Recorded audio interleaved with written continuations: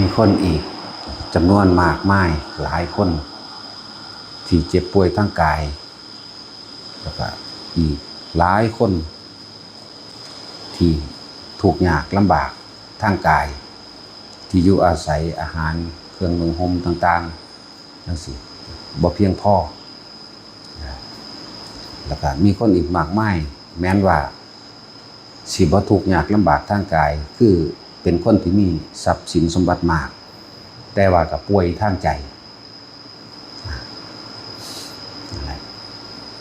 คนจนคนทุกข์คนยากทั้งเจ็บป่วยโดยร่างกายมันทั้งเจ็บป่วยเรื่องใจก็คือว่าเครื่องปัจจัยใช้สอยอาหารยาละสะดวกเครื่องห่มที่อยู่อาศัยก็บ่มีแต่คนจำนวนมากที่ร่ำรวยแต่ว่าก็ป่วยทั้งใจคือเก่าเลยว่าสุขและทุกข์นี้สองสิ่งนี้เฮาเป็นผู้สร้างมันขึ้นมาเองเฮาเป็นผู้ยึดมันเองคำว่าทุกข์ถ้าทุกข์กายแต่ว่าร่างกายบ่ปกติคือปวดแขวปวดหัวป่วยไข้บ่สบายทางกายแขนขากุ่นขาดนี่ป่วยทางกายบัดนี้ป่วยทางเครื่องอาศัยของกายก็ป่วยทางบ่มีที่อยู่อาศัยอาหารยารักษาโรคเครื่องห่มจังว่าคนที่ร่ำรวยก็ป่วยทั้งใจป่วยเพราะว่าป่วยเพราะบ่ได้ดังใจบ่มีคนเคารพนับถือดังใจที่อยากให้ผู้นั้นผู้นี้เคารพคนเขาบ่ยอมให้ในความว่าเจ้าของมีอำนาจหรืออยากให้ทุกคนยอมหรือว่าป่วยทั้งใจความเห็นอะไรก็ช่างถ้าผู้ใดผู้หนึ่งมีความเห็นบ่ตรงกับเจ้าของพยายามที่เอาชนะนี่เอิ้นว่าป่วยทั้งใจความอยากได้ดังใจนั่นเองความอยากได้ดังใจทั้งคนถูกคือคนบ่มีทรัพย์สินเงินทองตลอดทั้งป่วยความอยากได้ดังใจของคนรวยนะความอยากได้ดังใจของทั้งสองฝ่ายนั่นแหละก็เรียกว่าสุขและทุกข์นี่พวกเขานั่นเป็นผู้แต่งมันขึ้นมาเองเป็นผู้เขาไปยึดมั่นถือมั่นเองปรารถนาความสุขปรารถนาความยินดีความพอใจสรุปว่าเป็นความอยากได้ดังใจหรือความได้ดังใจได้ดังใจที่มีคนเคารพนับถือได้ดังใจที่ได้สมบัติดังใจได้ดังใจที่บ่มีผู้ขัดแย้งได้ดังใจในทุกอย่างยศถาบรรดาศักดิ์อำนาจได้ดังใจนี่คือสิ่งที่คนปรารถนาแล้วก็คนทั้งหลายก็บ่เห็นสาเหตุทุกข์สาเหตุเกิดสาเหตุเวียนว่ายของมันเลยคือตัวเดียวนี่แหละความอยากได้ดังใจความยินดีความพอใจในลาภยศสรรเสริญเนี่ยแล้วก็สุขเรื่องปรารถนาสุขปรารถนาความได้ดังใจถ้าอันใดบ่ได้ดังใจก็เป็นทุกข์ล่ะบ่เป็นไปดังที่คิดเอาไว้บ่เป็นไปดังที่คิดไว้บ่เป็นไปดังที่หวังเอาไว้ว่าจะได้แบบนั้นนั่นแหละทุกอย่างนี่บ่ว่าคนมีเงินหรือคนรวยหรือว่าคนถูกต้นเหตุมันมาจากใจคือความคิดจากว่าล่ะ ความคิดของเฮาเองแหละเป็นผู้สร้างมันขึ้นมาความคิดของเฮาเองเป็นผู้เข้าไปยึดติดมันเองคนทุกข์ยากก็อยากได้ดังใจว่าถ้ากูมีบ้านอยู่มีที่ทำมาหากินจำนี้กูกับพ่อดอกนั่นเป็นจังซั่นแต่คนรวยว่าอยากได้หลายๆเพิ่มขึ้นมาอีกอยากได้แบบนั้นอยากได้แบบนี้ถ้าบ่เป็นแบบนั้นแบบนี้ป่วยใจอีกคือกันทั้งว่าในโลกนี่มันมีแต่เหตุปัจจัยให้เกิดความทุกข์เด้มีแต่เหตุปัจจัยให้เกิดความทุกข์เท่านั้นอันใจเฮานี่แหละสร้างขึ้นมาเฮาฮู้เคล็ดลับมันแล้วมันอยู่ไสใจมันอยู่ไสมันอยู่ความอยากของเฮาเองคือใจเฮาเองเด้เป็นตัวสร้างแต่เฮาฮู้ต้นมันแล้วคือบ่พยายามบังคับใจระงับใจวิธีเพิ่นก็บอกไว้พยายามเขามันอยู่กับลมหายใจนั่นบ่พ้นใจคือเก่าเนาะพยายามอยู่กับลมหายใจเข้าหายใจออกเป็นเครื่องหล่อความคิดบ่ให้มันไปหาทรัพย์สินสมบัติสิ่งของคำยกย่องสรรเสริญบ่ให้มันไปให้มันเห็น ให้มันเห็นความจริงการได้ยินได้ฟังในคำเทียบอธิบายโดยคนนำธรรมะเรื่องนั้นออกมาอธิบายแต่เขาคิดถึงประสบการณ์จริงในชีวิตจริงของเขาก็เห็นความจริงเลยสัมมาทิฏฐิมันแปลว่าอย่างสัมมาทิฏฐิคือมีความเห็นถูกต้องตามความเป็นจริงในสิ่งที่มันเป็นนี่เลยมีความเห็นตามความเป็นจริงเลยเห็นภายนอกเอาง่ายๆผู้ใดก็เกิดมาตายต้นไม้เกิดมาตายสัตว์ก็เกิดมาตายเจ็บปวดป่วยเป็นธรรมดานี่แล้วก็ย่อมรับมั่นหนึ่งเดีภายในหมายถึงใจบ่มีผู้ใดอยากตายแต่ว่าก็ต้องตายบ่มีผู้ใดอยากป่วยแต่ก็ต้องป่วยบ่มีผู้ใดอยากพลัดพรากจากสิ่งที่รักแต่ก็ต้องพลัดพรากบ่พลัดพรากจากเป็นบ่จากเป็นก็ต้องจากตายอยู่แล้วบ่มีผู้ใดอยากเป็นแนวนั้นเด้สิ่งที่รักเด้แต่ว่าสิ่งที่เกลียดมีแต่อยากให้หนีนั่นสาเหตุมันมาจากสิ่งที่รักคือเก่าดีวันนั่นแหละจังว่าแต่ละคนความอยากตัวเดียวนะความอยากตัวเดียวแหละความยินดีความพอใจความอยากได้ดังใจนั่นแหละแต่เราเห็นตามความเป็นจริงแล้วว่าสิ่งทั้งหลายทั้งปวงเกิดขึ้นแล้วก็ดับไปเท่านั้นบ่มียังเป็นไปได้ดังใจเฮาที่จะให้มันเป็นเนี่ยถ้ายอมรับมันก็เอิ้นว่าดวงตาเห็นธรรมนั่นแหละนี่คือเอิ้นว่าความเห็นตามความเป็นจริงยอมรับตามความจริงพร้อมคิดก็คิดไปตามความจริงได้ว่านี่กระทำสิ่งใดก็ตามจริงเว้าก็เว้าไปตามมันจริงกระทำการงานประกอบอาชีพก็สุจริตไปตามจริงอีกมีความเพียรพยายามในสิ่งใดสิ่งหนึ่งกับเพียรพยายามในความให้มันถูกตามความจริงบ่ได้เพียรพยายามตามความที่มันบ่จริงยกตัวอย่างคำว่าเพียรพยายามบางคนเพียรพยายามที่จะแก้กรรมด้วยการขอร้องอ้อนวอนหรือด้วยพิธีต่างๆอันนี้มันบ่เป็นความจริงถ้าว่าเพียรพยายามที่สิตัดกรรมแห่งตนเองจังซี่ก็เพียรพยายามในลมหายใจนี่และสัมมาสติเป็นเรื่องใดนึกยังก็ตามก็นึกถึงความถูกต้องและตามความเป็นจริงด้วยนะมันก็เป็นสัมมาสมาธิเองหรอกสมาธิจิตมันก็ตั้งมั่นมันก็บ่หวั่นไหวมันบ่หวั่นไหวไปกับเรื่องราวต่างๆเพราะว่ามันเห็นความจริงมันยอมรับความจริงนี่แหละคำว่าสมุทัยธรรมังเห็นไหมสิ่งใดสิ่งหนึ่งนี่เกิดขึ้นเป็นธรรมดาสาเหตุด้วยสมุทัยนี่สิ่งใดสิ่งหนึ่งที่เกิดขึ้นเป็นธรรมดา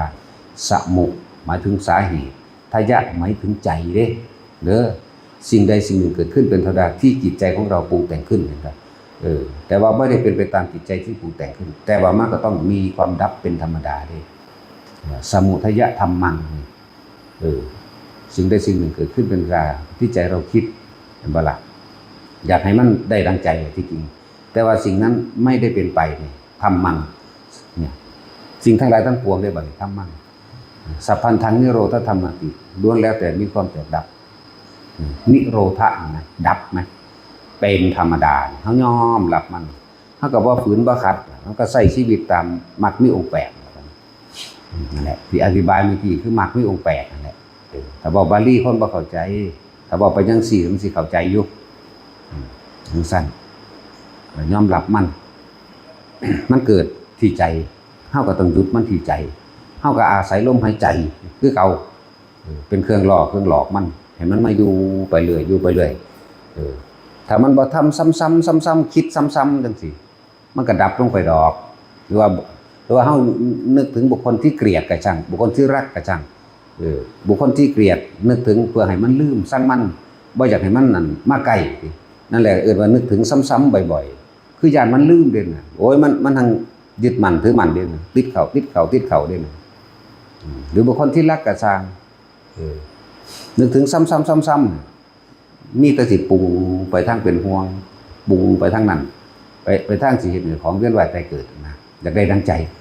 อยากให้เขามาอยู่ใกล้อยากคุยกับเขาอยากให้เขารวยอยากให้เขาดีอยากให้เขา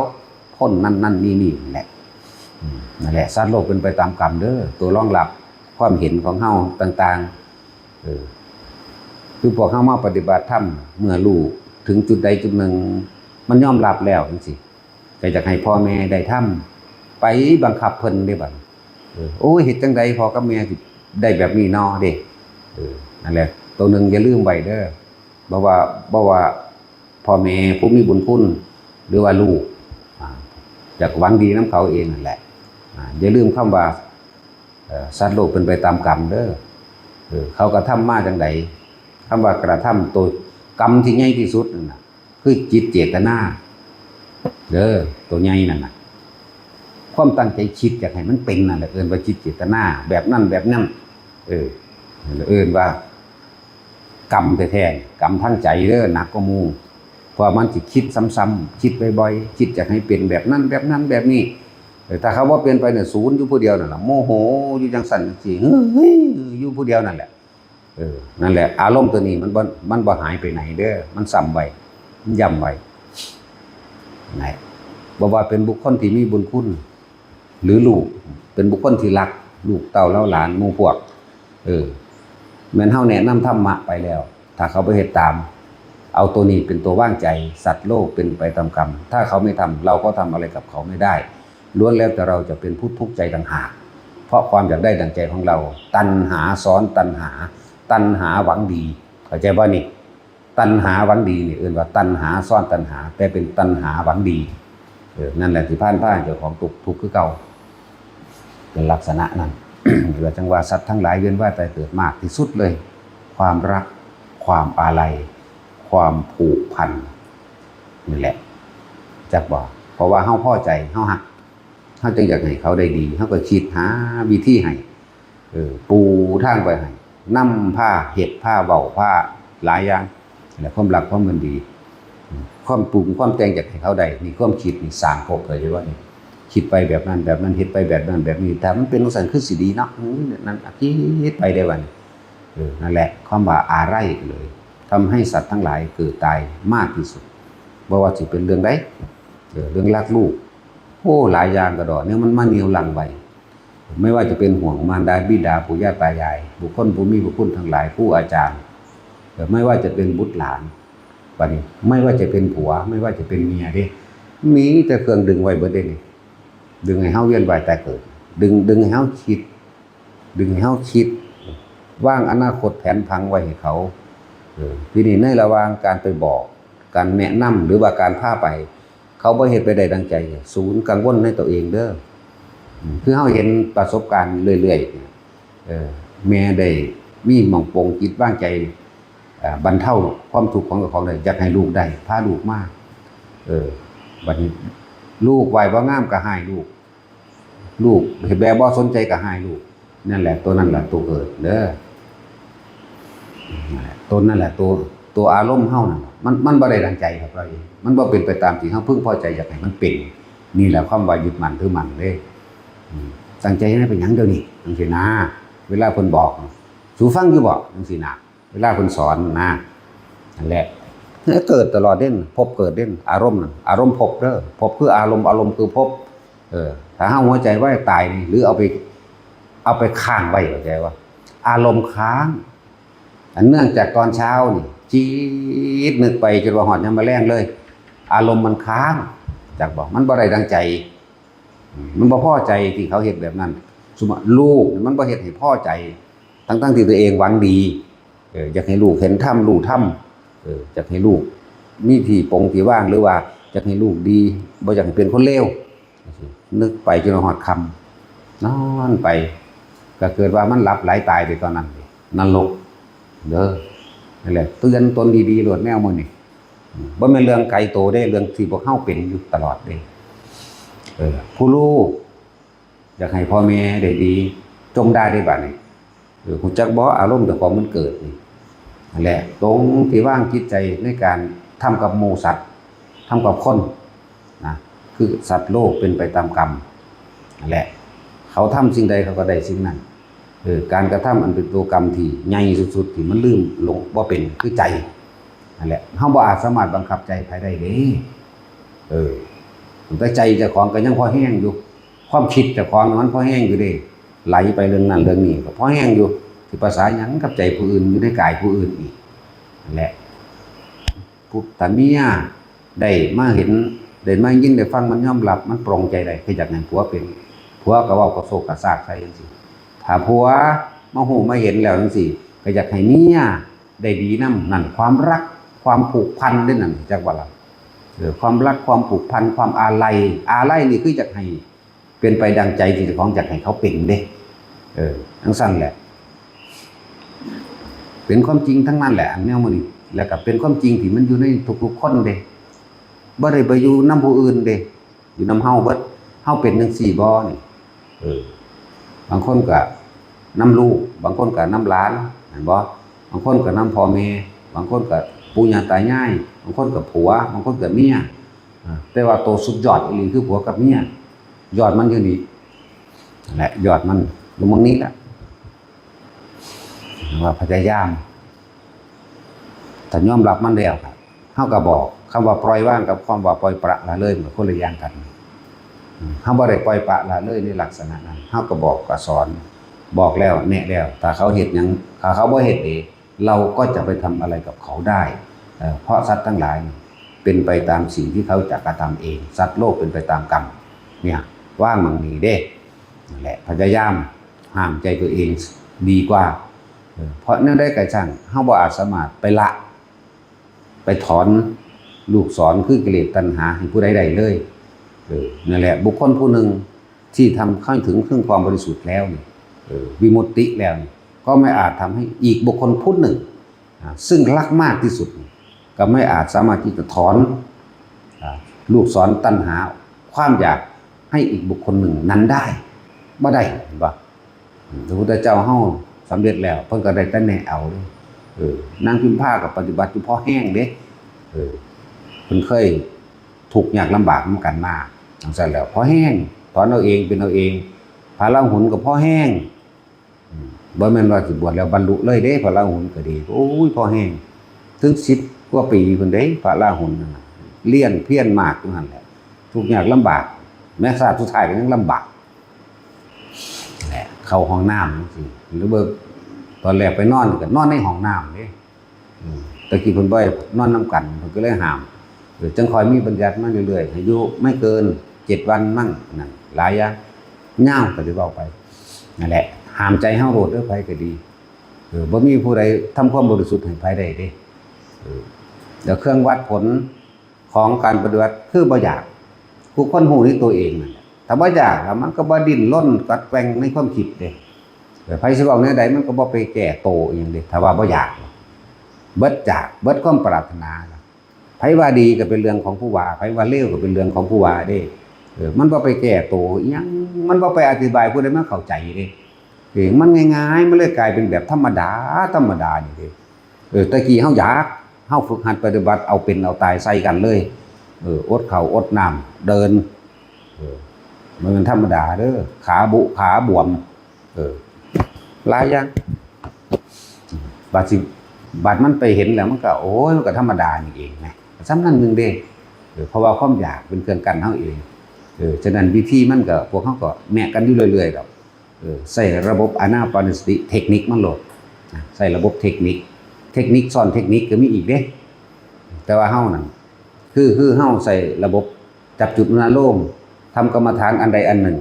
ฐานที่ตั้งแห่งการกระทำคือใจของเฮาเอามาไว้นี่จับจุดอารมณ์นั่นเองและบางที่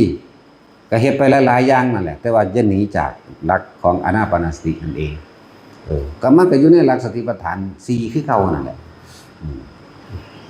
ระบบกั้นใจเบิ่งความคิดจังซี่ที่บอกว่าอันนี้ได้นำหลวงปู่เทศดอกคือว่ากั้นใจไว้หายใจเข้าลึกๆก็กั้นใจไว้เบิ่งก็ดูมันคิดหยังแล้วก็ปล่อยออกกั้นใจไว้อีกเบิ่งก็ดูมันคิดหยังว่าถ้าคิดหลายมันบ่เลิกคิดหายใจเข้ามากั้นไว้เบิ่งดูมันสิคิดหยังอีกเอาเฮ็ดนี่คือเฮาทดสอบทดลองไปอันใดก็ได้หรือว่าเฮาตัดต้นไม้นี่พอเอาขวานก็เอาขวานน่ะนะพอเอาเลื่อยก็เอาเลื่อยพอเอามีดก็เอามีดเข้าใจบ่แต่ว่าอยู่ในหลักกายเวทนาจิตคือเก่ามันก็สิไปเห็นธรรมคือเก่านั่นแหละสิ่งทั้งหลายทั้งปวงบ่ควรเข้าไปยึดคือเก่านั่นแหละธรรมก็เลยแหละ